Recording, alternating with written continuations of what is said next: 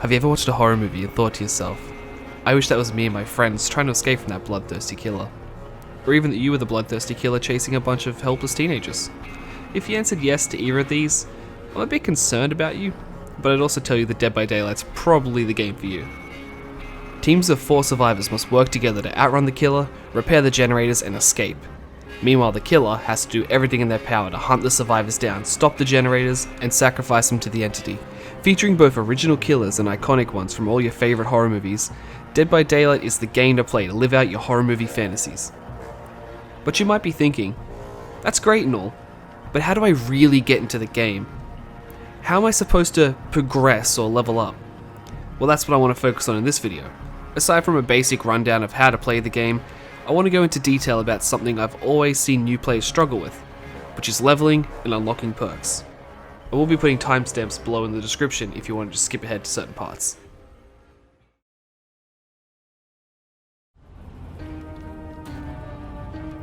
So while my focus this video is going to be about the nitty gritty of leveling and perks, I'm going to take a moment here to quickly explain the gameplay. You can choose to either queue as a killer or a survivor. As a survivor, you'll work together in a team with 3 others. Your job is to repair the generators, heal your teammates, and open the exit gates, all while trying to avoid the killer. When healing someone or repairing a generator, you're probably going to have to deal with a skill check. It'll be a sort of quick time event thing. You'll hear this sound, and that's when you know a skill check will be coming up. Skill checks are broken up into 3 different sections. There's the good section, which will just continue everything like normal. The great section, which is riskier, but it will speed the process up. And the fail section, which is everything else, and it will cause the generator you're working on to blow up or the person you're healing to scream, which will alert the killer to where you are, as well as making the progress go down. Once you complete 5 of the generators, you'll be able to open up one of the exit gates on the map. There'll be 2 spawned at probably different ends, and once you've opened up the gate, you can just leave by yourself if you really want. But your teammates were probably helping you out, so maybe it's a good idea to stick around and make sure as many of you get out as you can. If the killer manages to get all of your friends and you're the only one left, not all's lost. You can find the hatch, which will spawn when there's only 1 survivor left. If you manage to get to the hatch before the killer closes it, you can escape. If the killer does manage to close the hatch, it'll automatically activate the exit gates, which will let you try and escape that way. Just remember that when you're sprinting, you will leave behind scratch marks that the killer can use to track you down. Now, as the killer, use your unique abilities to try and track down the survivors and stop them from escaping.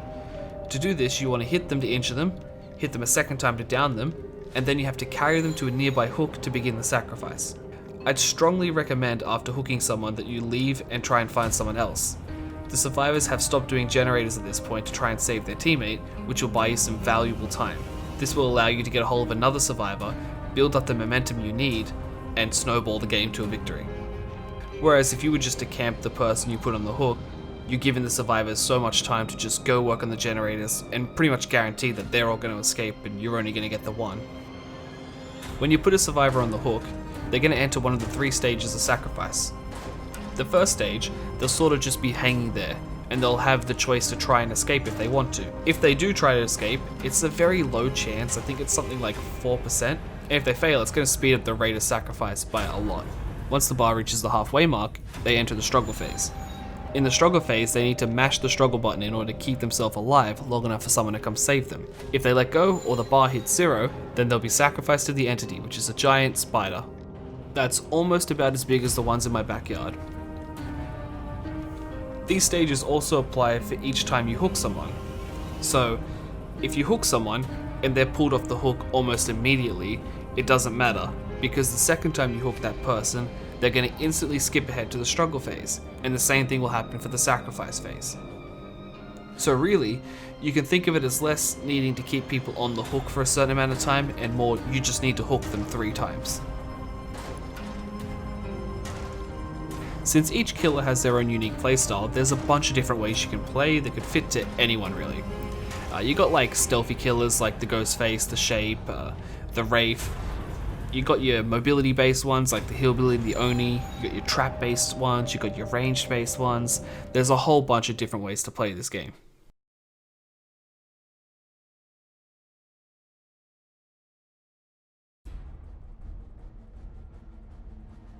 The archives are a newer feature added to Dead by Daylight.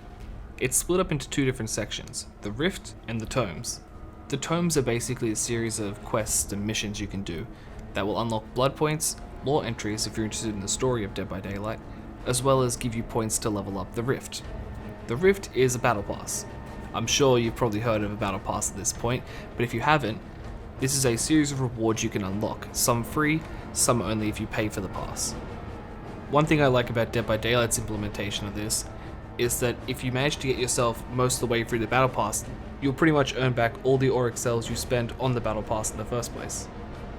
If you run out of time to complete a tome, you don't have to worry about it. You can always go back to the compendium to complete all challenges and find all the lore entries from there. The only thing you won't be able to earn is the tokens that level up the Rift.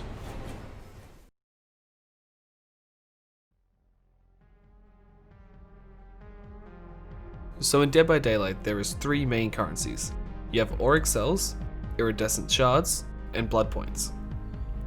Auric cells are the premium currency which you use to buy DLC characters and cosmetics from the in-game shop. Blood points, which is what you earn after every match, and it's the way you level up your characters. Blood points are used here in the blood web to unlock perks and items. As you level up and start getting to higher level blood webs, the entity will start taking away things, trying to stop you from getting everything on the blood web. You don't have to worry about this because anything the entity takes you can get later on.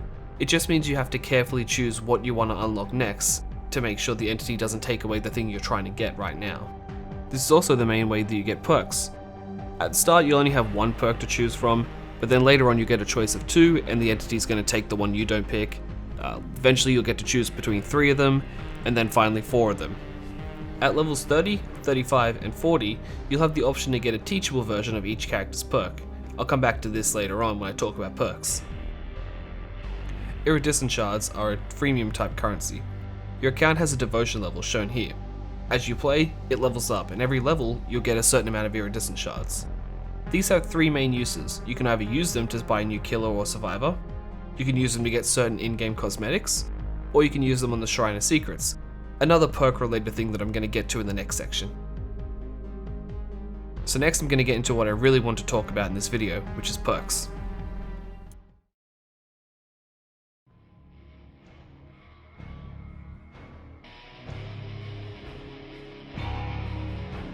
So everyone has access to up to 4 perks in a trial. These are unlocked through the blood web and have up to 3 levels each. Each level makes the perk slightly stronger. But to start off with, you'll only have a chance to see a set amount of base perks for each character, as well as the perks for that specific character. However, if you want to unlock more perks for a character, you can through the teachable perk system that I mentioned before. To explain it, I'm going to try and use an example shown here. So Jake has a perk called Iron Will. Iron Will lets you make less noise when you're in pain, very useful if you're trying to hide from the killer. But David has a perk called Dead Hard. Now Dead Hard lets you try to dodge a killer's attack when you're injured, which is also quite useful. Now if I wanted to use both Iron Will and Dead Hard on the same character, I can if I unlock the teachable perks. So if I level Jake up to level 30, I can unlock the teachable for Iron Will. Now once I've unlocked the teachable, that will become available in any character's blood web. It basically just adds it to the pool. So now if I level up David, I'll eventually find Iron Will and be able to have Iron Will and Dead Hard both on David. The other method for unlocking teachable perks is the Shrine of Secrets. This is one of the places you can spend iridescent shards that I was talking about before. Every week, 4 random perks, 2 for survivors and 2 for killers, will be available to everyone, and if you have the iridescent shards, you can buy them. This is useful for if you want a perk for a character but you don't own the character and you don't want to bother leveling up the character or spending the money or iridescent shards to unlock them. It's just a big time saver basically. However, if you already own a perk that's in the shrine, you can instead spend those shards to buy blood points. Now that's all well and good, but you might be wondering who you should focus on leveling first and who you should look into buying. So I'm going to talk about that now.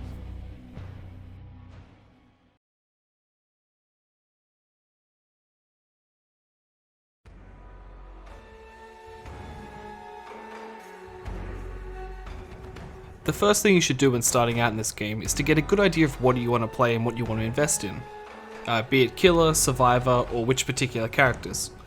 Even if this means that you're going to be using limited perks for a little bit, it's always a good choice because it's going to make the leveling process that much easier in future. You might also want to decide if you plan to stick with just the base cast for now, or invest in DLC characters early on. But anyway, depending on the role you pick is the choices you have to make. For this I'm going to break it down to two sections, one for Survivor and one for Killer. So as a Survivor, the main thing to keep in mind is Survivors don't really have any major gameplay differences between them, other than maybe like character height or the noises they make when in pain, or even cosmetics. So really my recommendation would just be to pick the perks you want first, unlock them, and then pick the character you want to play and unlock the perks on them. So I'll just give some advice on some good starting perks. From the base cast, you have Meg Thomas's perk Adrenaline, which will give you a burst of movement speed as well as a free heal when the final generator is finished. She also has one called Sprint Burst, which will give you a burst of movement speed to run away from the killer with, at the cost of being exhausted. Exhaustion is basically how perks like Sprint Burst have a cooldown. You use them, you get exhausted, and then as long as you're running, the exhaustion's not going to go down, but when you stop running, the exhaustion bar will start to go down, and then when it hits 0, you're able to use those perks again. I'd also recommend Dwight's perk Prove Thyself, which gives you and your teammates all a boost to how fast you repair a generator when you're working on it together. There's also Jake Park's Iron Will, which I mentioned before, that reduces all the sounds you make when injured by up to 100%. And while technically a DLC character, but a free DLC character, David King's Dead Hard is another good exhaustion perk. When injured, it gives you a chance to try and dodge the killer's attack at the cost of exhausting yourself. One thing to note about exhaustion perks is that if you take multiple of them, it's not really too great an idea because the exhaustion debuff stops all of them, so if you use Dead Hard, you won't be able to Sprint Burst. While Survivors have quite a few good options from just the base perks, there are quite a few good DLC perks too, such as Laurie Strode's Decisive Strike. This gives you a chance to escape the killer's grasp if they down you and pick you up within a minute of you being unhooked. It's a great way to stop being tunneled. With Survivors, you can really afford to take your time when picking DLC characters.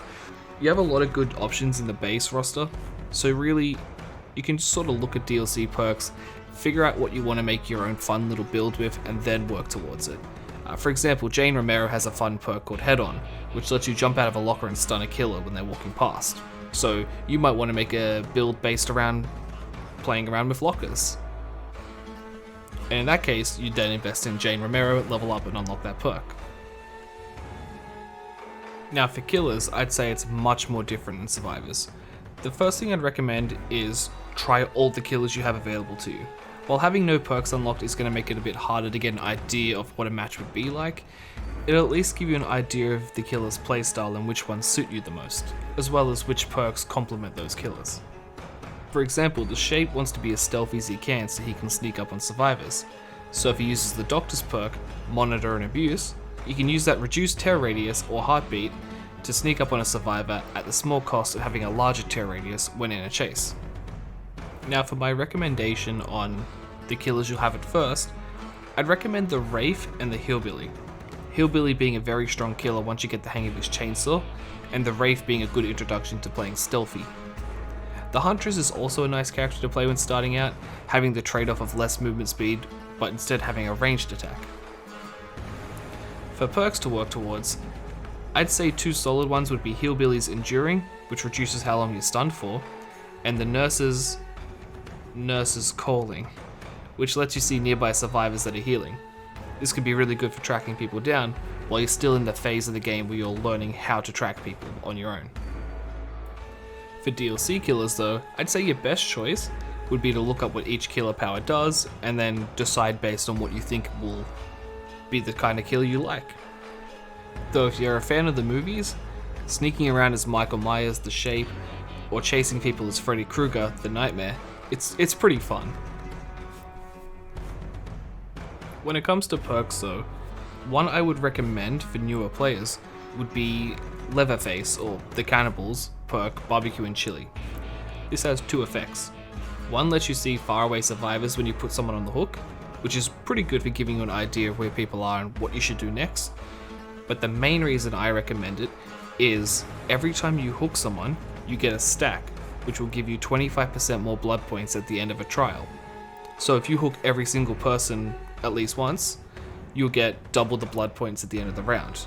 As you get better at the game, the effect of barbecue and chili isn't really going to be that useful for tracking people because you'll know how to do that yourself.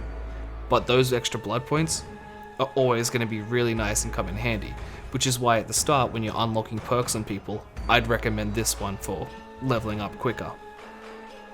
Other perks I would recommend would be the Doctor's Monitor and Abuse that I mentioned earlier. It makes your terror radius smaller when you're not in a chase, which is really good for giving you a chance to catch up to people before alerting them. Once you're in a chase, it'll make your terror radius much bigger. There's also the Plague's perk, Corrupt Intervention.